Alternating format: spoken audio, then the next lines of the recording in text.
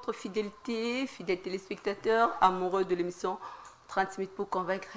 Bonsoir et bienvenue à votre émission qui ne cesse de vous mettre au parfum de l'actualité de 20 ans à 13 ans, de 13 ans à la Cour de cassation. Quelle finalité pour le procès? 100 jours, les voix s'élèvent, les réactions se multiplient tout autour de ça. Ça fait débat et sur ces... Aujourd'hui aussi, nous avons l'honneur de décortiquer cela avec notre trop cher invité à la personne de Maître Winier Kankolongo. Donc, il est le cordon de la jeunesse consciente pour la République. Bonsoir et bienvenue. Bonsoir, Madame Elali. Voilà, de 20 ans à 13 ans, comme je l'ai dit tantôt, de 13 ans à la Cour de cassation. Mais on va d'abord faire quand même quelque part en arrière parce que certaines personnes ont quand même oublié de quoi s'agit-il. Mais on veut juste savoir les tout. La question d'abord qui se pose, de quoi Vital Kamerhe est-il réellement reproché dans ces dossiers? Oui, exactement, Madame. Vital Kamerhe a été reproché de détournement des fonds de deniers publics. Alors, la justice avait estimé que M. Vital Kamerhe ainsi que ses complices, ils ont dit à détourner 57 millions de dollars. Comprenez que c'est l'argent de deniers publics. Lorsqu'il y a eu un clameur public, vous vous souviendrez à l'époque, et que c'était la population qui réclamait par le fait que le programme de 100 jours qui a été mis en œuvre par le président de la République lui-même. Et à ces jours-là, ils étaient ensemble avec son compagnon d'élite, qui est Vital Kamerhe. Et que, après avoir constaté que sur terrain, il n'y avait pas de travaux tels que convenus, et c'est sur ça, il y a eu des clameurs publiques, il y a eu des chuchotements de gauche à droite, et la justice s'est saisie d'office, et c'est de là que M. Vital Kamerhe a été interpellé jusqu'à ce jour. Voilà, il a été au moins interpellé jusqu'à ce jour. Quand même, c'est quelque chose qui était médiatisé pour la toute première fois. Ça fait aussi de l'ampleur. Tous, on ne croyait pas, on n'imaginait pas qu'un jour, le directeur du cabinet du chef de l'État serait aussi mis devant la justice. Mais cela est ainsi fait. Mais aujourd'hui, on se retrouve encore devant la Cour de cassation avec renvoi. Plusieurs personnes se posent des questions. Il y a même certaines personnes m'ont posé cette question avant même l'émission. La Cour de cassation avec renvoi, ça veut dire quoi? Oui, la Cour de cassation a des compétences qui reviennent à lui-même. C'est les dernières instances de la République. Okay. La Cour de cassation agit par les formes de renvoi. Parce que la Cour de cassation ne connaît pas les fonds du dossier. La Cour de cassation ne peut pas ouvrir le jugement et commencer à traiter des questions qu'on a traitées soit en premier décret, soit en deuxième décret. La Cour de cassation est là pour examiner la forme. Examiner la forme et il peut confirmer ou soit affirmer. Les conditions, quelles sont les conditions alors de la Cour de cassation? C'est-à-dire il faut tout simplement introduire la requête. Si la requête n'est pas introduite, ça serait difficile. Comment la Cour de cassation doit être saisie? La Cour de cassation est saisie par une requête. Et j'estime que la requête a été rédigée par le conseil de Vital Kamerhe ou soit la personne de Vital Kamerhe. Et c'est de là que la Cour de cassation a été saisie. Et par la suite, il faut examiner la question dont on vous a saisi. Et de là, nous avons vu que la Cour de cassation a examiné exactement le motif dans lequel la requête a été introduite et que la réponse, le voilà. Voilà, Vital Kamerhe était quand même condamné au premier degré. Il serait dit que l'arrêt de la Cour d'appel condamnant Vital Kamerhe avait quand même quelques erreurs. Ils ont dit tantôt, on l'avait volé et ses droits de défense. Il y a certaines choses qui étaient aussi mal motivées. Partagez-vous cet même avis? Oui, sans pour autant énerver de la Cour d'appel, ainsi que les juges qui ont fait le travail de quittant d'ailleurs, parce que ce n'est pas facile pour rendre une décision judiciaire. Ça demande beaucoup d'intelligence et ça demande beaucoup de caducité, d'implication, de consultation des lois. Or, la Cour, en condamnant Vital Kamerhe à 13 ans, la Cour a examiné le motif dans lequel la Cour a été saisie. Et vous vous souviendrez que la Cour a été saisie d'abord par l'appel de M. Vital Kamerhe qui avait interjeté appel après la condamnation du première instance. Et après cet appel, c'est que les gens ignorent. Le ministère public qui avait déféré Kamerhe devant la justice le même ministère public avait aussi interjeté appel. Et lorsqu'on interjette l'appel par le ministère public, d'office l'examen de questions, le tribunal sérieux recommence l'affaire à Bovo, c'est-à-dire l'affaire va recommencer à zéro. C'est en examinant l'affaire en zéro que la cour d'appel a estimé que la condamnation de 20 ans n'était pas d'où il fallait reprendre, soit il fallait revoir. Et c'est de là que la cour a revu la condamnation en baisse jusqu'à 13 ans. Mais seulement là où la question des droits se pose, c'est lorsque les gens se disent, mais voilà pourquoi après avoir condamné Kamer à 13 ans, et qu'on renvoie l'affaire à la Cour de cassation, la Cour de cassation casse la décision. Non. La Cour de cassation n'a pas cassé la décision. Alors, qu'est-ce qui se passe alors? Parce qu'aujourd'hui, sur les réseaux sociaux, ça fait débat, le tombeau est réellement vide pour Vital Kamerhe. C'est ça qu'ils se disent souvent. Non, mais ils ont raison de parler, non? Ils ont raison de dire ça. Mais ce qui est utile est que la Cour de cassation n'a pas cassé la décision. La Cour de cassation a renvoyé tout simplement les parties devant la même juridiction et devant d'autres juges, sauf ceux qui avaient jugé Vital Kamerhe jusqu'au point de le condamner. C'est-à-dire qu'il y a encore à faire. Mais attention, on ne chante pas la victoire avant la guerre. Avant la guerre. Parce que la Cour qui va examiner nouvellement cette question risque de condamner Vital Kamerhe à 20 ans. Risque. C'est au risque de condamner Vital Kamerhe à 20 ans. Parce que nous avons tous suivi les procès. On avait suivi les procès. Nulle part, on n'a jamais vu les avocats de Kamerhe apporter la défense au fond tel qu'examiné, tel que la réquisitoire, soit le réquisitoire du ministère public l'en voulait. Vous comprenez, moi? Donc là, ça frise. Moi, parce que nous sommes rassurés que Vital Kamerhe a des moyens de défense, par temps peut-être qu'il va convaincre la Cour. C'est comme ça que nous sommes obligés d'attendre et voir ce qui sera examiné d'ici peu de jours. Voilà, d'ici peu de jours, ça sera au moins examiné. Alors, condamné au premier degré et au second degré, actuellement, Vital Kamerhe au moins a réussi sa liberté provisoire parce qu'il n'est pas ici. Quel serait le risque s'il s'avère qu'il revient, alors comme vous l'avez évoqué, que de 20 ans de prison encore? Peut-on espérer d'abord un acquittement ou bien peut-on aussi avoir une autre vision hormis l'acquittement? Toutes les deux possibilités sont possibles. On peut soit acquitter Vital Kamerhe si jamais les avocats de Kamerhe démontrent que Kamerhe n'a jamais détourné. Et on peut aussi les condamner si les moyens du ministère public est patent. Donc, la bataille judiciaire est encore presque vide. On va voir la scène telle que ça doit être présenté par le conseil de Vital Kamerhe. C'est à l'occasion d'ailleurs de les conseiller, de se mettre au travail plutôt que continuer à chanter.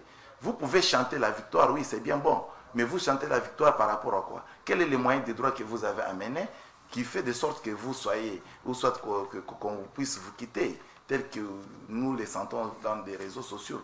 À ces jours, il ne faut même pas chanter.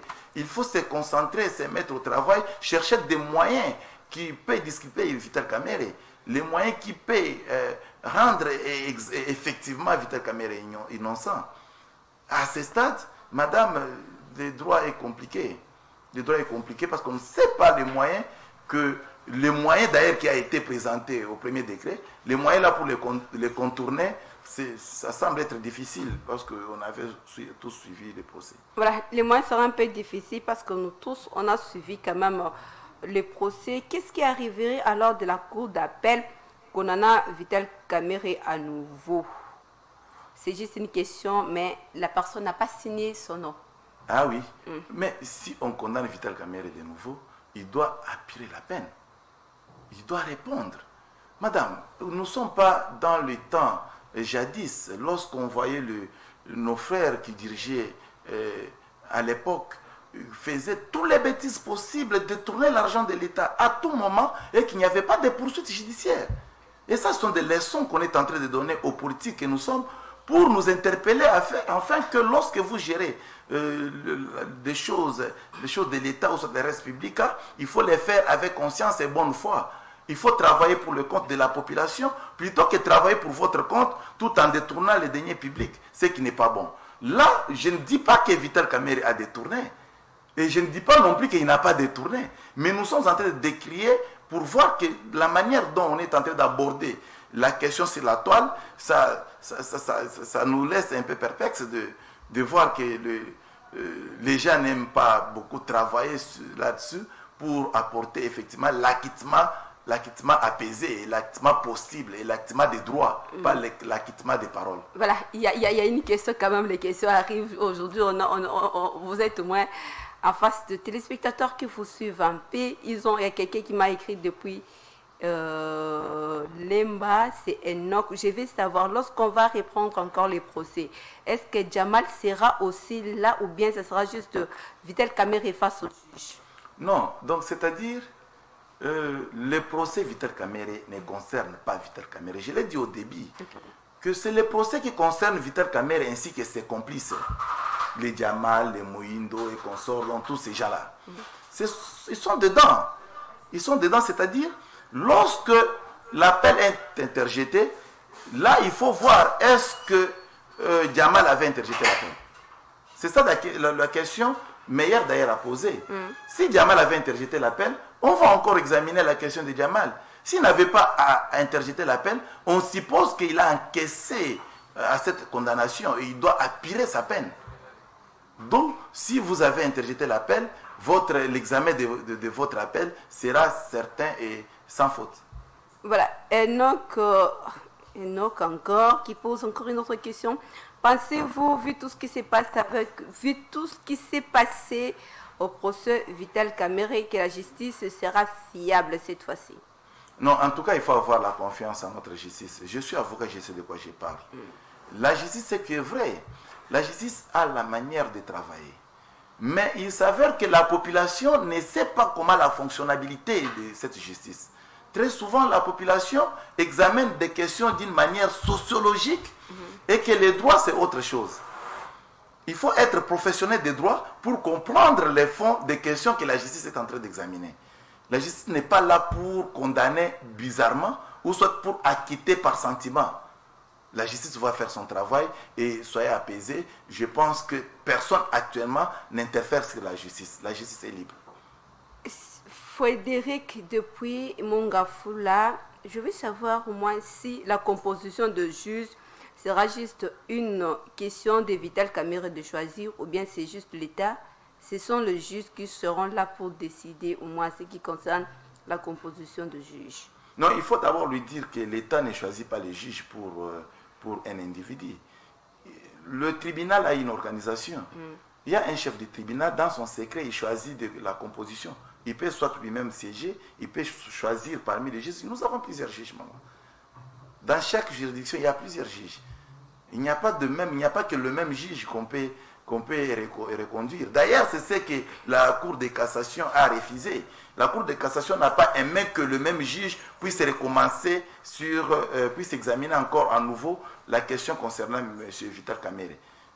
Voilà, je m'arrête ici, franchement, je m'arrête ici parce qu'on avait aussi de notre côté prévu des questions à pouvoir au moins demander à Maître pour qu'il puisse apporter aussi de la lumière, vu que vos questions nécessitent au moins d'entrer. Mais je vais m'arrêter avec la question de Madame Sylvie. Pour elle, elle veut juste savoir les causes de l'arrestation de Vital Kamerhe. Au début, là, vous n'étiez pas quand même clair. Donc, j'ai besoin juste d'avoir une lumière par rapport à la condamnation de Vital Kamerhe partant de ces procès de 100 jours. Oui, madame... Vous étiez un peu trop superficiel par rapport à votre réaction. Maintenant, elle a besoin d'avoir une lumière par rapport à ces procès de 100 jours. Non, j'ai compris la question de madame. Mais madame va retenir que celui qu'on reproche des infractions, d'avoir commis l'infraction, c'est Vital Kamerhe. On lui a reproché d'avoir détourné 57 millions de dollars. Et dans les 57 millions de dollars, c'est à Vital Kamerhe de venir nous dire que moi, Vital Kamerhe, je n'ai jamais touché 57 millions de dollars et que je n'en ai jamais détourné. J'avais fait les travaux tels que prévu. Donc c'est à lui d'apporter la défense. Parce qu'à ce jour, je ne suis pas avocat de Kamerhe. Mais partant de ce procès, moi en tant qu'avocat, je peux avoir mon avis mon avis comme avocat. Okay. Mais ce n'est pas conseillé. La déontologie nous interdit de ne pas donner l'avis sur un dossier judiciaire qui est en cours.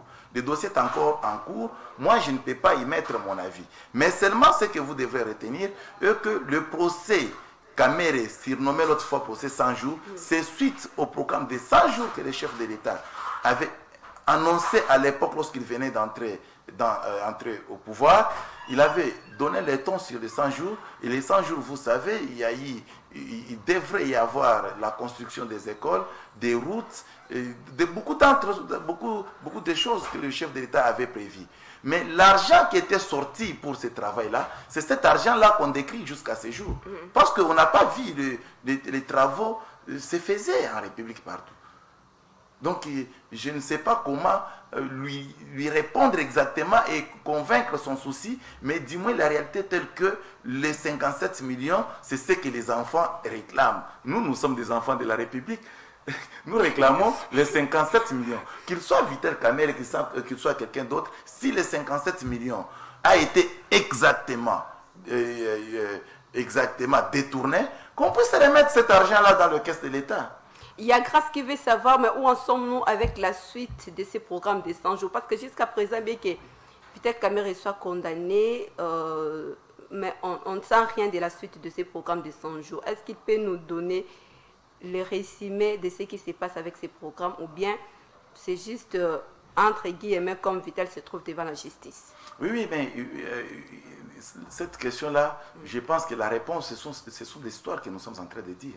Nous disons que l'argent qui a été affecté pour le programme de 100 jours, c'est ce qui a provoqué le procès 100 jours de Vital Kamerhe. Alors, le programme en question est mis au frigo ou bien au continue? Exactement, le programme va continuer comment? Parce que l'argent, il n'existe pas. Madame, vous êtes ingénieur, on ne peut pas vous prendre que vous y allez travailler sans qu'on puisse vous donner le moyen qui va vous permettre de travailler.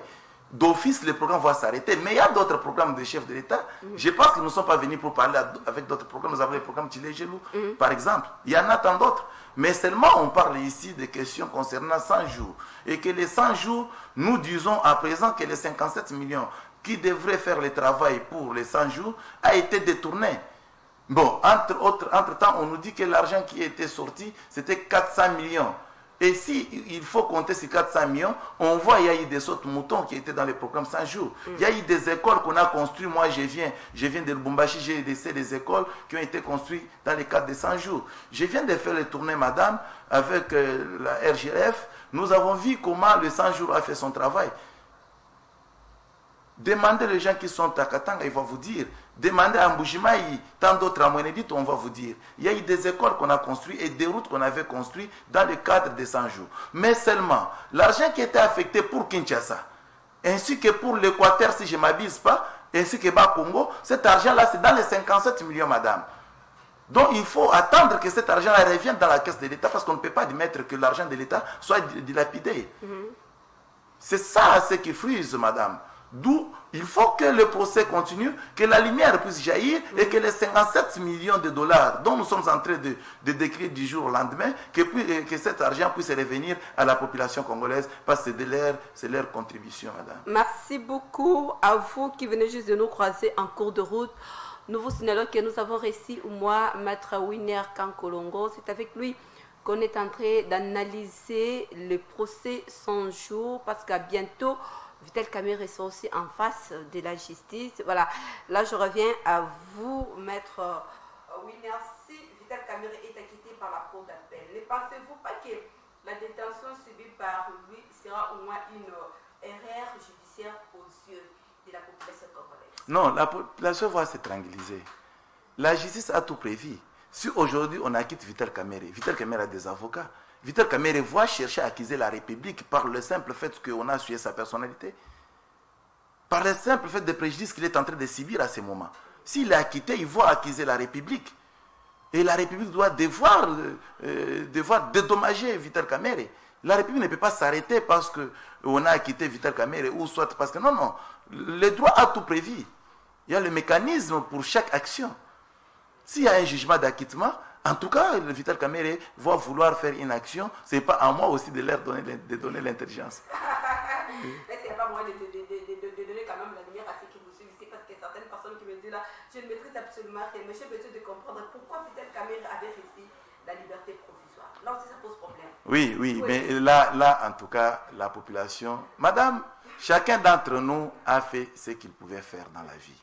Nous avons choisi de faire les droits. Vous avez choisi de faire l'économie, madame. Et l'autre, vous êtes journaliste, vous avez choisi de faire le journalisme. Mais seulement, madame, dans chaque domaine, il faut laisser les experts dans ces domaines-là pour examiner des questions de droit. La liberté de Vital Kamerhe ne peut à aucun rien frustrer les gens, non. La liberté, elle est de mise. La Constitution de la République donne la possibilité à quiconque qui est interpellé de solliciter la liberté provisoire. Mais comment on peut accorder la liberté provisoire à d'autres personnes et qu'on n'accorde pas ça à Vital Kamerhe? Lorsqu'on a accordé à Vital Kamerhe, j'ai écouté, même dans des réseaux sociaux, les gens ont beaucoup regretté. Mais c'est de bons droits. C'est de bons droits, madame. Ce n'est pas Vital Kamerhe qui avait rédigé nos lois de la République, ni moins la justice dont nous sommes en train de reprocher qui ont rédigé nos lois de la République. Nos lois de la République sont rédigées par le Parlement congolais. Alors nous sommes obligés de respecter des lois. Vital Kamerhe a obtenu la liberté provisoire et c'était moyennant cautionnement, il a déposé la caution, ce qui est prévu, et qu'on l'a accordé la liberté. Et c'est normal et c'est correct. Là, il n'y a pas de vice de procédure. Les gens peuvent se tranquilliser de ce côté-là. Donc, il sera bientôt, lorsqu'on débute avec les procès, il serait normalement de retour pour assister, participer au procès qui sera au moins devant lui, parce que c'est lorsqu'on a renvoyé le dossier à la cour d'appel plutôt, donc là où il sera de retour. Exactement, c'est parmi les questions de procédure. Vital Kamerhe, comme prévenu, au décret d'appel, il peut être représenté par ses avocats, ou soit assisté par ses avocats dans le sens où lui-même est présent. Là, il n'y a pas de conditionnalité. Donc, il n'y a pas moyen, ce n'est pas conditionné qu'il soit là ou pas. Non, mais nous sommes déjà au décret d'appel. Nous sommes déjà au décret d'appel. Si jamais au décret d'appel, on confirme la décision du premier juge, là où partout il est, on ne peut que faire la procédure de lui faire revenir au pays pour qu'il puisse appuyer sa peine. Il n'y aura pas au moins quelques difficultés par rapport à tout ce qui va se passer parce que lui n'est pas là, on se pose des questions, quelle serait la suite, peut-être la population aussi a besoin de voir VK se présenter. Il n'y aura pas de problème là. Non, là, il n'y a pas de conditions. C'est-à-dire la loi prévoit que lorsque vous êtes interpellé en matière pénale, le premier décret, vous êtes obligé de répondre personnellement. Et au deuxième décret, tu peux être représenté. Mais puisque le ministère public a interjeté l'appel, Vital Kamerhe doit se voir dans l'obligation d'être présent et répondre encore de nouveau aux questions du ministère public. Et la finalité de ce procès, parce que nous tenons peut-être petit commissaire que ça nous reste au moins 3 minutes pour boucler cette émission. La finalité, c'est quoi? Mais la finalité, nous avons deux choses. Soit la condamnation, soit l'acquittement. Et si à la condamnation, Vital Kamerhe va appuyer la peine. Si à l'acquittement, ah oui, merci, gloire à Dieu. Mais là, nous, la population, va continuer maintenant à poursuivre qui est réellement avait pris 57 millions de dollars. Parce qu'on ne peut pas oublier 57 millions. C'est l'argent de l'État, madame.